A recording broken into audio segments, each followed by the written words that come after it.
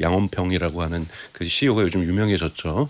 그 딥시크에 뭐라고 인터뷰를 했냐면 미국은 AI 부분에서 선도 국가고 창조하는 국가임은 분명하다. 그리고 중국은 뒤쫓아가고 있고 모방하고 있는 국가다. 그런데 이것을 어떻게 앞설 수 있을 것인가? 여기에서는 기술에 대한 투자가 있어야 되지만 이 도덕적 존경감을 우리가 개발전의 그 생태계에서 받아야만 한다.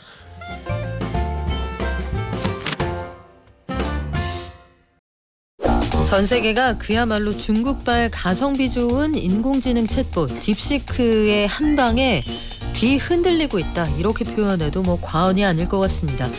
오픈 AI를 위시한 미국 쪽의 빅테크들 다 같이 발등에 불이 떨어져 있는데 한국에 와서 주요 기업들도 만났습니다.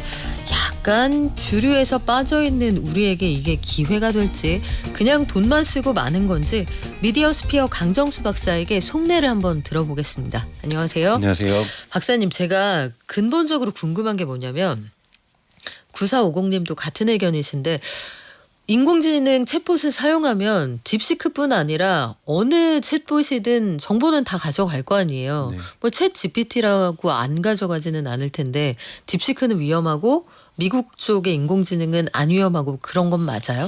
그냥 저희의 불안이죠. 왜냐하면 중국에서 서버를 두고 있기 때문에 거기에서 그 정보가 다르게 활용될 수 있다. 뭐 저희 개인 정보야 뭐 중국에서는 뭐 국민 자산일 정도로 벌써 이미 많이 털렸음에도 불구하고 그럼에도 불구하고 또 우려들이 있는 거고 전 정당한 우려라고 저는 생각이 들어요. 그래서 많은 분들이 지금 그 문제제기를 하고 있는 거고 또 이것이 또 한국의 정서적으로 반중 정서하고 또 이렇게 같이 만나면서 이런 비판들이 많은데요. 이건 좀 정당하다고 보는데 저는 이것은 근데 지금의 현 사태를 바라보는 좀 소음에 가깝다, 노이즈에 가깝다고 저는 생각이 들어요. 문제 있고요. 네. 당연하게 거기다가 시진핑 비판 못하고요. 그리고 타이완에 대해서 물어보면은 중국 땅이라고 얘기를 하고 있습니다. 근데 어제 퍼플렉시티 CEO가 링크드인에다가 게시물을 올렸어요. 퍼플렉시티 CEO가 딥시크를 다운받아서 자기의 서버에 설치를 했죠. 해서 검색에 이미 퍼플렉시티라는 AI 검색 서비스에 이 딥시크 아론을 결합을 시켰습니다. 거기에 물어봤더니 타이완은 독립국가다라고 답변을 하고 있고 시진핑이 뭐가 문제냐. 천안문 이 민주화 운동에 대해서 이게 바로 다 얘기를 하더라는 거예요. 충분히 조정 가능합니다. 여러분 이건 오픈소스는 오픈소스로 공개했고 두 가지 서비스가 있는 겁니다. 중국에서 딥시크가 하는 회사 이름도 딥시크니까요. 하는 딥시크 서비스가 있는 거고요. 그리고 누구든지 이걸 받아가지고 서비스를 할 수 있죠. 최근에 리튼이라는 한국의 AI 스타트업도 그것을 다운받아서 자신들의 서버에 설치를 했습니다. 여기에서 개조할 수 있군요. 네, 마음대로 개조할 수 있어요. 이것을 MIT 라이센스라고 얘기를 하는데요. 맨 마지막에 원 저작자는 딥시크미라라고 작게만 적어주면 바꾸고 변형하고 다 해도 돼요. 그게 그리고 서비스 바로 이름, 오픈소스라는 거죠? 서비스 이름도 바꿔도 됩니다. 그냥 예를 들자면 뭐 SBS 챗봇 뭐 이렇게 만들어도 아무런 문제가 없어요. 딥시크, 연시크 뭐 이런 거 다 가능하다 이런 얘기예요. 네네네. 그런 부분이 오픈소스라는 거고 또 하나 중요한 것은 뭐냐면 이것이 귀한 건 뭐냐면 개발 문서를 다 공개를 했잖아요. 저도 그거 읽어보면서 놀랐어요. 어떻게 이렇게까지 자세하게 속내를 고민들을 다 공개할 수가 있을까. 진짜 왜 그러는 거예요? 그 영업비밀이잖아요. 그렇죠. 영업비밀이고 사실은 네이버도 하정우 센터장이 어떤 언론에서 인터뷰에서 뭐라 그랬냐면은 우리 클로바엑스는 딥시크를 우리는 클로바엑스를 계속 개발할 거지만 그 딥시크의 개발 문서에서 많은 힌트를 얻었다. 그러니까요. 그래서 우리가 어떤 많은 노력을 해야 될 시간을 아낄 수 있고 절약할 수 있게 됐다. 지금 오픈 AI처럼 챗 GPT 우리가 그 매월 돈 내고 사용을 하잖아요. 좀 업그레이드 되어 있는 버전은 이렇게 해서 얼마든지 전 세계에 깔리면 월세를 받을 수 있는데 딥시크는 왜 그렇게 안 하는 거예요? 그러니까 딥시크는 딥시크를 통해서 돈을 하나도 벌고 싶지 않다라고 선언을 했어요. 아니 세상에 돈 안 벌고 싶은 장사꾼이 어디 있어요? 근데 원래 이제 그 모회사가 하이플라이어라고 해서 퀀트레이딩이라고 해서 흔히 말하는 헤지펀드였죠. 그래서 돈을 어마어마하게 벌었고 한 12조 원 벌었다는 것 같아요. 자기네는 그 정도만 벌었으면 됐다. 그러면서 그들이 이제 중국사에 기여하고 싶은 거예요. 뭐라고 언론가의 그 양원평이라고 하는 그 CEO가 요즘 유명해졌죠. 그 딥시크에 뭐라고 인터뷰를 했냐면 미국은 AI 부분에서 선도 국가고 창조하는 국가임은 분명하다. 그리고 중국은 뒤쫓아가고 있고 모방하고 있는 국가다. 그런데 이것을 어떻게 앞설 수 있을 것인가? 여기에서는 기술에 대한 투자가 있어야 되지만 이 도덕적 존경감을 우리가 개발자 그 생태계에서 받아야만 한다.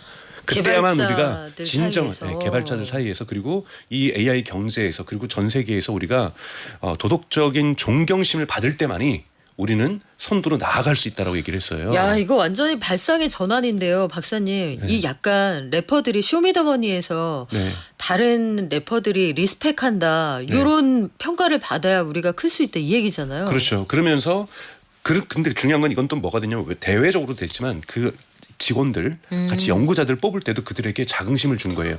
월급은 중국에 있는 알리바바라든지 텐센트라든지 바이트댄스보다 더 많이 주겠다. 그런데 내가 추구하는 거는 우리가 이거 이상 못 준다.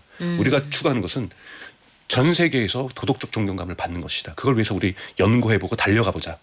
그래서 심지어 본인도 머리도 안 감고 맨날 머리 감아도 될 것 같은데. 그러니까요. 네. 시간을 아껴가면서 근데 그러면서 미국의 와이어드라는 언론에서 보도를 했는데 이 일 때문에 오픈 AI에 있는 연구진들이 가슴에 큰 상처를 받았다는 거예요. 자기네들이 여기 오픈 AI 왔을 때 처음에 뭐 창업자들이 일론 머스크도 있었고 뭐 지금의 공동 창업자들이 뭐라고 설득했냐면 특정 기업 당신 그건 구글을 지칭하는 겁니다. 특정 기업에 쓰이는 AI가 그 특정 기업에 있을 때 이 AI는 인류 보편의 기술이 돼야 되는데 특정 기업에 소비되는 건 문제가 있다. 그래서 오픈 AI를 만들어서 우리가 이것을 공개해서 인류에게 이윤을 추구하는 않는 비영리 기구로서 이걸 만들어서 배포하자. 그래서 그래서 과학자들 중에서 그래 나는 이런 소명감을 갖고 일하고 싶어. 그래서 오픈 AI가 왔다라는 거예요. 그런데 오픈 AI를 개발하다 보니까 너무 많은 돈이 드니 이거는 기부금 받아서 될 일이 아니니 투자를 받아야 되니 어쩔 수 없이 영리로 가자. 그러면서 설득한다라는 거잖아. 언젠가는 우리는 오픈한다. 그래서 이번에 저기 미국의 레딧이라는 커뮤니티에서 네. 샘 알트만이 거기서 이제 토론을 하면서 우리도 공개하는 거에 대해서 진지하게 다시 고민을 하고 있다. 왜냐하면 상처받은 거예요. 자기네들도 사명 의식을 가지고 했는데 자기네들 보니까 돈만 밝히는 것 같고 저쪽은 보니까 작은 돈으로 했는데 도덕적으로 그러한 우위를 점해버린 거잖아요. 딥시크에 긁혔네요. 오픈 AI가. 상처받은 거죠. 네. 그러니까 이런 부분들이 한다라는 것, 이 부분이 줄 수 있는 의미를 여러분들이 보셔야 된다는 거고요. 두 번째는 우리가 지금 자꾸 미국과 중국 간의 AI 경쟁 또는 한국도 어떻게 3위라도 할 것인가? 저는 택도 없는 이런 표현을 써서 죄송합니다. 아직 멀었다고 생각하지만 여러분 아프리카에 있는 국가들 나이지리아라든지 제가 평가절하는 건 아니에요. 또는 남미에 있는 국가들도 다 AI 강국이 되고 싶어요. 그런데 미국처럼 투자할 돈도 없고 한국처럼 네이버나 카카오가 있는 것도 아니고 그런 국가들도 다 가고 싶을 거 아니에요. 근데 그런 국가들한테는요. 딥시크는 희소식입니다. 토대가 될 수가 있군요. 그렇죠. 우리도 우리가 이렇게 과거에 산업혁명 초기에 다른 나라 가봤더니 증기기관 쓰고 있는데 우리는 아직도 수작업을 하고 있는데 소들이 말들이 끌고 있는데 우리도 증기기관 들어옵시다. 근데 너무 비싸대요. 가면 엄두도 못 내대요. 이러다가 그거 그냥 무료로 갖다 가지고 우리가 수송비도 안 들고 갖다 쓸 수 있어요. 그러면 증기기관 다 갖고 올 거 아니에요. 이거 약간 딥시크가 그럼 홍익인간을 지금 실현하고 있는 거예요? 그렇죠. 근데 이것이 중국의 이해하고도 맞아떨어집니다. 미국 언론들이 지금 보도하고 있는 것은 지금 여러분들이 접속하셔서 쓰실 수 있는 딥시크라는 중국에 호스팅하고 있는 서비스에 들어가는 반도체가 하웨이 반도체라는 거예요. 근데 여러분 아시는 것처럼 지금 미국도 규제를 하고 있고 뭐 규제 이전에 중국이 먼저 반도체 굴기를 세우려고 하다 보니까 또 규제가 들어가다 보니까 메모리 반도체는 어떻게 쫓아오는데 시스템 반도체에서는 못 쫓아오고 저희도 여기서 하웨이 반도체 한번 다뤘었잖아요. 아웃샌드에 대해서. 이 칩을 사용하고 있다니까 중국 내에서의 내수 시장에서만 이 하웨이 칩이 팔린다라면 아무리 중국이 커도 한계가 있는데 자 이거를 한번 생각해 보시죠. 아프리카에 차관으로 주는 거예요. 차관으로 돈 주고 그 대신 그 차관으로 하웨이 칩 사라. 패키지로 팔면 되겠네. 그렇죠. 딥시크와 하고 칩하고 패키징을 해서 페어링을 해서 팔게 되면 특히 남미나 아프리카나 동남아시아에서는 이것을 수용할 가능성이 높아집니다. 그래서 중국 예를 들면 정부 입장에서는 너무나 좋은 거예요. 너네가 딥시크로 돈도 안 벌게 안 벌면서 도덕적인 존경심을 받는데 거기에 우리 칩 살짝 넣어서 중국이 반도체에서 독립할 수 있다.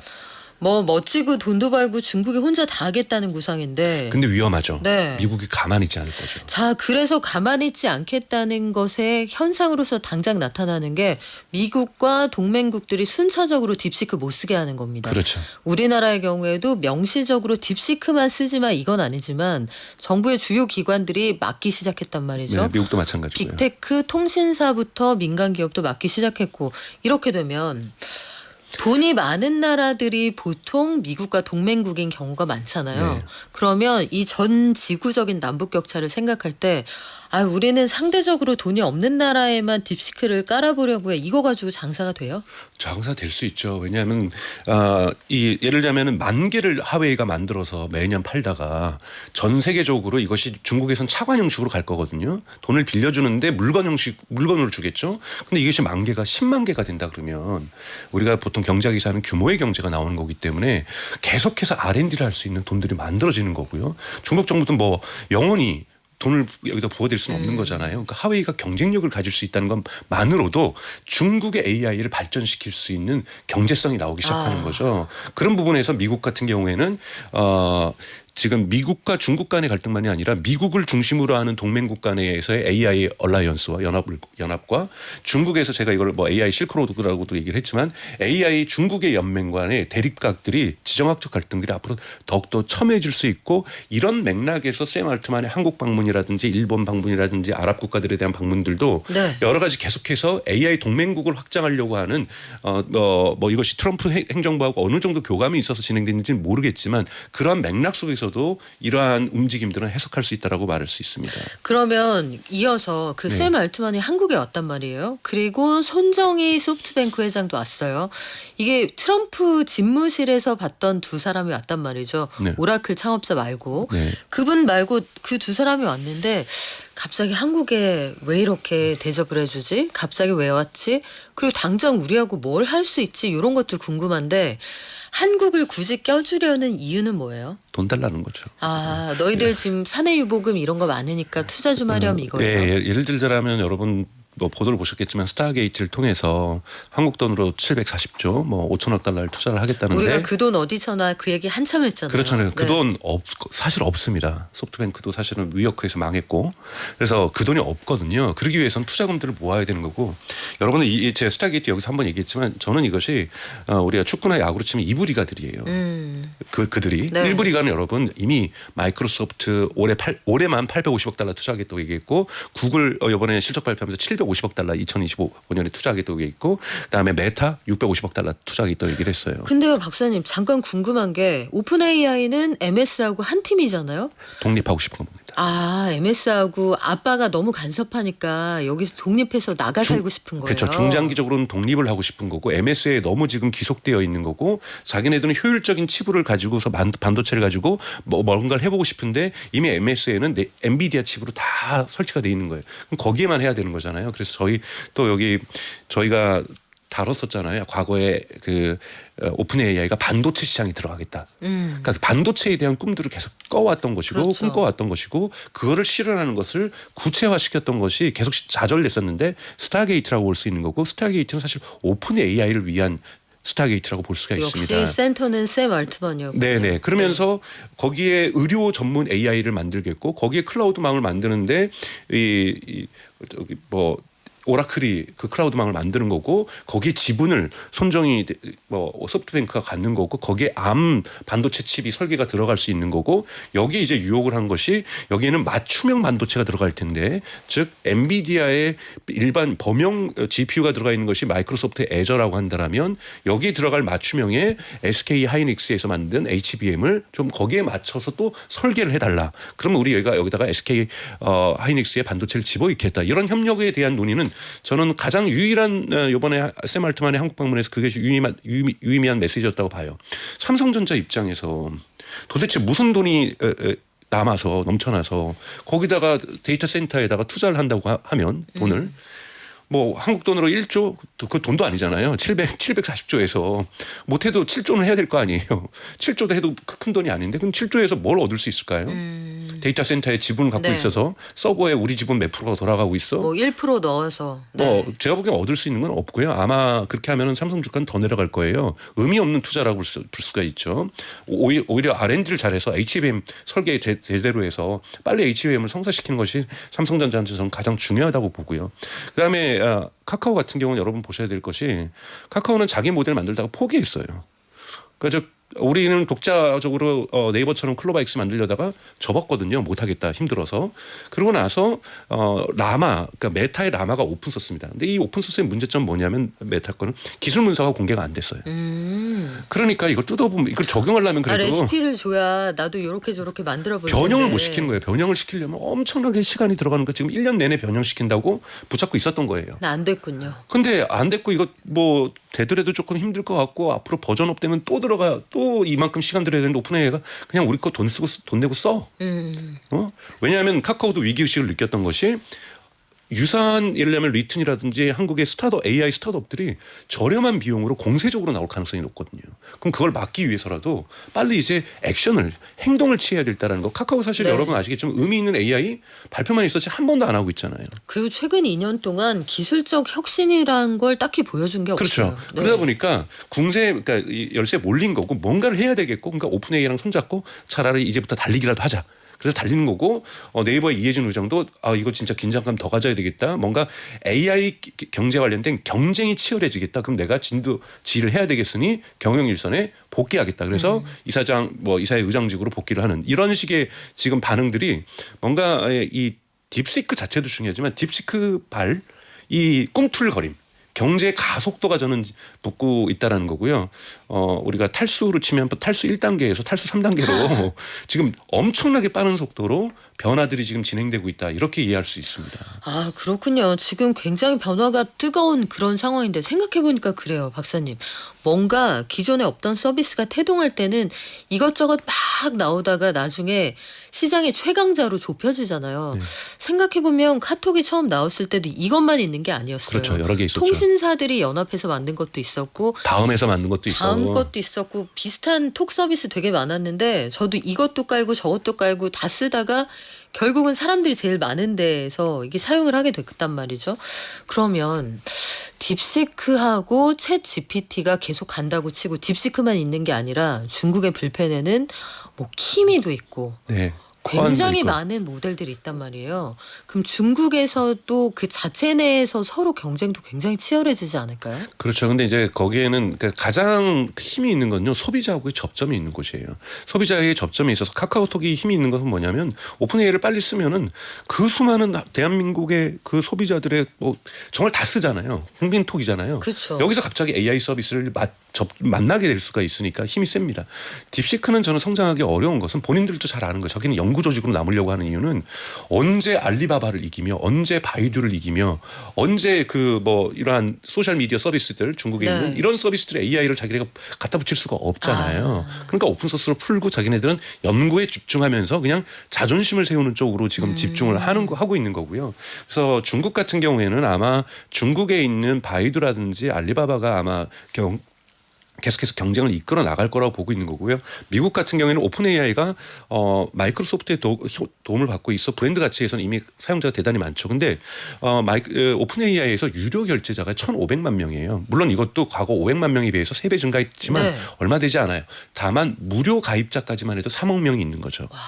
이 정도가 지금 가장 큰 규모의 그걸 갖고 있는데 여기에 구글 제미나이가 쫓아온다든지 예를 들면 삼성 갤럭시와 힘을 합쳐서 쫓아온다든지 지금 구글 제미나이가 지금 또 애플하고도 지금 협력을 하려고 하고 있고요. 그래서 언제든지 순위는 바뀔 수 있다. 왜냐하면 이거는 해자가 아니라는 거예요. 기술적 우위가 압도적인 기술적 우위가 해자여야 되는데 이 기술적 우위가 딥시크에 의해서 깨져버린 거죠. 가격 경쟁력도 무료로 풀어버리니까. 그렇죠. 그러니까 네. 오픈AI도 지난주에 갑자기 O3는 공개만 하고 서비스는 안 했는데 우리 공개하고 네. 그리고 원래 그거는 무료 사용자에게는 절대 쓰지 못하게 했었는데 무료 사용자도 일주일에 몇 번의 질문을 할 수 있다. 역시 경쟁이 가속돼야 그렇죠. 소비자 후생이 올라가는군요. 저는 대단히 중요한 포인트라고 네. 그런 생각이 경쟁이 되니까 뭔가 변화가 생기기 시작하는 거잖아요. 이런 부분들이 다 저는 전체 판들을 AI 경제라든지 AI 서비스가 네. 결국은 소비자들에게 다가가기 위해서는 이런 가격 경쟁과 서비스 경쟁이 있어야 된다는 거예요. 한국의 리튼이라는 업체가 되게 잘 됩니다. 왜냐하면 MAU라고 하죠. 월 방문자 수가 뭐 500만에서 600만 정도라고 얘기를 하거든요. 70%가 근데 10대하고 20대예요. 야. 10대 20대는요. 월 20달러씩 내고 유료로 쓰는 거. 아유, 어른들도 쉽지 않아요. 굳이 거기에 그 정도 금액을 투자하고 이 고물가 고금리 시대에. 네. 그리고 제가 10대들이 인공지능을 사용하는 방식을 보고 참 흥미롭고 놀라웠던 게 이거 가지고 놀더라고요. 우리는 업무나 효율 이런 측면으로 접근을 하는데 원하는 질문 유도 신문을 싹싹 해서 한 글자씩 얻어내서 원하는 말을 하게 한다든가 뭐 이 놀이가 시작이 되더라고요. 놀이도 있고요. 캐릭터도 네. 있고요. 그걸 가지고 웹툰을 만들기도 하고 시나리오를 만들기도 하고 많이 쓰는데요. 근데 거기 리툰이라는 것은 투자한 큰 돈을 투자를 받았죠. 뭐 100억 넘게 2번 이상을 받았으니까요. 그걸 가지고 유료로 오픈 AI라든지 클로드를 연결해서 10대들에게 지금 무료로 주고 있는 거거든요. 그래서 소비자를 확보하려는 것이 목적인 거죠. 네. 이런 업체들 같은 경우는 바로 딥시크를 깔아버렸죠. 자체가 깔아서 그러한 중국으로 정보가 넘어가는 걸 차단하고 자기네 서버 내에서 관리를 하면서 지금 무료로 주니까 소비자들 입장에서는 어차피 계속 무료로 쓰지만 리튼이라는 기업 입장에서 보면은 비용을 엄청나게 절약할 수 있는 거죠. 그러면 있는 돈을 가지고 다른 서비스를 만들 수 있고 네. 다른 뭐 새로운 어떤 기술 투자를 할 수가 있는 거고 보다 포괄적으로 공세적으로 움직일 수 있는 거잖아요. 그런 면에서 AI 스타트업들이 시장에 참여할 수 있는 허들들이 낮아진 거죠. 그러면 우리나라가 인공지능 시대에 얼마나 역할을 하고 얼마나 성장할 수 있을 거냐 여기에 참 관심들이 많으실 텐데 말씀하신 리트는 스타트업이기 때문에 정부 눈치 다른 데 눈치 많이 안 보고 그걸 할 수 있다고 쳐요. 근데 우리나라 대표적인 빅테크 두 곳이라고 치면 네이버 카카오인데 카카오는 오픈 AI랑만 하고 딥시크 안 쓰겠다고 선언을 한 거잖아요. 네. 네이버는 이거 갖다가 막 활용해서 딥시크도 아닌 것이 오픈 AI도 아닌 것이 이런 식으로 서비스할 수 있습니까? 그렇지 않고 자체 클로바 X를 진화시킬 거예요. 왜냐하면 아까 말씀드렸던 기술 문서가 공개됐는데요. 거기에서 가장 중요한 여러 가지가 있는데 두 가지가 있습니다. 지금까지는 강화 학습이라는 단어를 여러분 들어보셨을 거예요. 네. 알파고가 그렇게 했는데 여기에 HF라는 단어가 붙여 있어요. 휴먼 피드백이라고요. 사람들이 또 일일이 여기다가 평가 점수를 참 잘했어요를 찍어줘요. AI가 잘하는 것을. 그래서 오픈 AI 같은 경우에는 이 인력이 너무 비싸니까 케냐에 있는 노동자들을 시간당 $2 주면서 고용을 하고 있거든요. 근데 이 딥시크에서 HF가 필요 없다. 인간의 개입이 필요 없고 인공지능이 스스로 참 잘했어요를 이걸 해줄 수 있는 방정식을 공개를 했어요. 와. 네이버도 그걸 적용하겠다고 얘기를 하는 거고. 돈 굉장히 줄어들겠네요. 그렇죠. 비용이. 근데 이건 오픈 AI도 적용하는 거고 네. 구글도 적용하는 거고 전 세계가 다 적용할 수 있다는 거니까 그리고 여기에 처음에 뭐 콜드 스타트 해가지고 처음에는 그래도 뭘 좀 도와줘야 된다. 요런 정도로 콜드 스타트 처음을 도와주면은 그때부터 AI가 AI 스스로를 평가하기 시작한다. 이러한 방정식들을 공개했단 말이죠. 이것이 저는 기여라고 하는 거거든요. 그러면 네이버 같은 경우에는 6개월을 아낄 수도 있고요. 1년을 아낄 수도 있고요. 그러네요. 큰 돈을 아낄 수가 있는 거죠. 그럼 네이버의 자체 클로바 X라고 하는 거대 언어 모델의 발전 속도가 빨라질 수 있습니다. 이것이 제가 보기에는 기여고 네이버는 이렇게 반응을 할 거예요. 왜냐하면 자체 모델을 계속해서 개발하고 있었으니까요. 카카오는 포기한 상태였으니까 어차피 외부 파트너를 정해야만 했던 거고 이것도 굶뜨리면서 늦게 정하다가 오픈 AI 온다니까 오픈 AI랑 지금 쓰겠다고 얘기를 한 거죠. 엄청난 돈을 써서라도. 그렇다면은 우리가 국내 플랫폼 서비스 중에 네이버의 성장세를 좀 주목해서 지켜볼 만하다. 오늘의 결론이 이렇게 나겠네요. 네. 오늘 말씀은 여기까지 듣겠습니다. 지금까지 미디어 스피어 강정수 박사와 함께했습니다. 고맙습니다. 고맙습니다.